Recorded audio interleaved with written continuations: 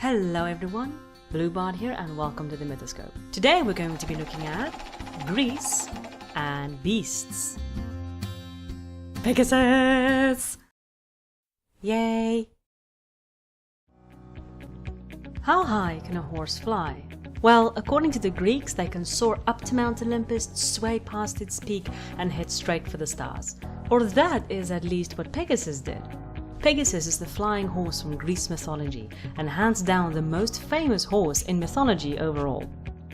The word Pegasus derives from the Greek word Pegasu or Pege, both in essence meaning some form of spring. But that word has multiple meanings for the winged horse, as we'll see exploring the myths. He was born from the Gorgon monster Medusa, whom was slain by the brave Perseus. After the hero cut off the monster's head, Pegasus sprang from the gushing blood and stood proud and strong, and offering the first possible meaning for his name, which is sprung. Of course, like most mythologies, there are a few variations. One story instead says the blood fell into the foam of the sea, and by Poseidon's doing, Pegasus was born. This would actually make a lot of sense, seeing as Poseidon, at least according to some myths in Greek mythology, is considered to be the father of all horses. Chrysaor, brother of Pegasus, was also born from the death of Medusa. He is only known as the boy with the golden sword, but almost completely disappears from the myths, so we never hear from him again, sad. Whatever the origin though, in description Pegasus usually stays consistent. He was a grand white stallion who sometimes had wings. Yeah, you see, Pegasus probably never had wings. In the original myths, most of them only claimed he was swift of foot, and only later stories added the great wings for effect. One of my favorite descriptions though for Pegasus is the following. As it glided above the clouds and beneath the stars, the sky was its earth and wings were its feet. Although always considered hard to tame, Pegasus was originally tamed by Athena, the goddess from Athens, and who was usually associated with war and craft. The first mortal to ride him would be Bellerophon, one of the heroes in Greek myth, who was tasked with killing the Chimera, a monstrous freak of nature who was threatening the kingdom. Athena gives him the golden bridle to tame Pegasus, and after Bellerophon slips the bridle over his head, the two kill the Chimera by swooping down from above. Again, the story varies from one telling to another. Some say instead there was no golden bridle, and Athena had tamed Pegasus over a long period of time to let mortals be able to ride him. So Pegasus simply accepted him as his rider. But however they came together, the two do end up becoming fast friends and have a great many adventures. Now, some of you Disney fans out there might be wondering by this point, where the heck is Hercules? Well, the demigod never actually rode Pegasus. Instead, Hercules, or Heracles, rode Arion, a black horse in the myths who was swift, strong, and could speak. His story is pretty interesting, but to keep focus, I'll leave that topic for another day. After having a few adventures, Bellerophon decided he was on par with the gods and turned Pegasus to Mount Olympus to take his rightful place by their side. Zeus, infuriated by this audacity, sent down a gadfly or bee, depending on the story, to sting or spook Pegasus, who accidentally throws Bellerophon off and lets him fall to his death, while the horse continued up to Mount Olympus. In Mount Olympus, Pegasus was housed with all the other godly steeds from Greek myths, like Bronte, Eos, Lampos and Konabos. He was also charged by Zeus to carry his lightning bolts to the sky along with the giant eagles.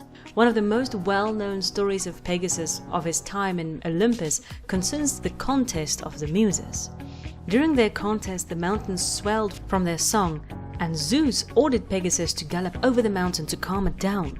Pegasus does so, and where he steps, springs appear, releasing water from the mountain and thus calming it. The spring was named Hippocrene, and this gives us the next possible meaning for his name coinciding with spring. In some stories, Pegasus even had a mate, Ocyro. She was a prophet and the daughter of Chiron, the wisest of all centaurs. But when her prophecies hit too close to home, especially concerning her father, Zeus turned her into a horse to stop her from prophesying. But Pegasus fell in love with her, and she gave birth to a foal, Celeris. There is a bit of an uncertainty of who exactly was born, but some stories claim that this coupling started a new race of winged horses. If only. The plural form for Pegasus is Pegassoi or Pegasi, if you're interested to know what we would have called them if there were more of them. But now of course we need to ask the next question. Did Pegasus exist?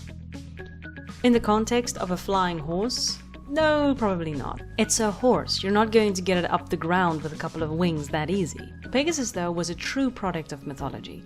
Grand and epic in all the right ways, used to slay monsters, carry lightning bolts, and make the gods seem just that touch more grand. There might be a kernel of truth in there somewhere, perhaps a horse that was simply beyond astonishing, something truly special. But we need to consider other horses in legends as well. Chetak and Bucephalus are both amazing horses and very real, but are never given the gift of flight. But horses overall are used a lot in myths, especially in the Asiatic shaman's ritual and song, and of course Indo-European cultures, which is a sort of motherland for the horse.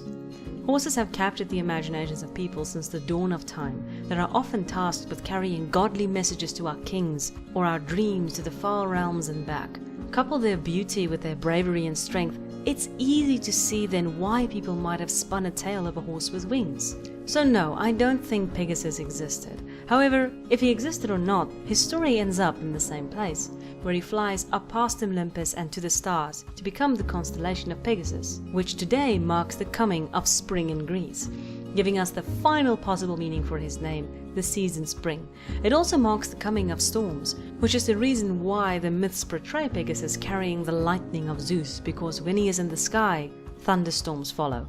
So perhaps Pegasus didn't exist, but he is immortalized in stories and myths, and he will continue to help carry our dreams to the stars and back for many, many generations to come.